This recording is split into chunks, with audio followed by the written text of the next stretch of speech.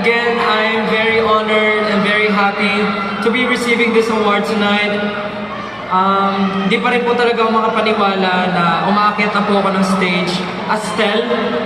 Nasanay po ako nakasama yung mga kapatid ko, but tonight, I'm very happy and standing here very proud. And kiniklaim ko na po na si Stella isa na po talagang solo artist. Dapat lang! Maraming salamat po sa buong pusong pagtitiwala at pagsusuporta niyo po sa akin.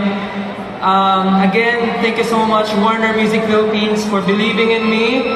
And hindi ko po siya napasalamatan kanina, pero maraming salamat po sa pagbigay ng iyong napakagandang awitin, Mr. Ryan Cayabyab. Napakaswerte ko po na mabuhay sa panahon na to na masulatan ng isang Ryan Cayabyab. Kaya kung bibigyan po ako ng chance mabuhay ulit, ulitin ko po ang buhay na meron ako ngayon. Maraming salamat po. Yes, wish. Maraming salamat.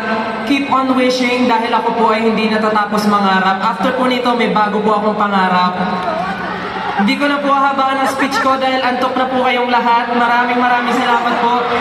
Dadalhin ko po ito kahit saan po ako magpunta, kaya sana po naka-ready ang mga cellphones nyo. Maraming salamat po. I love you so much!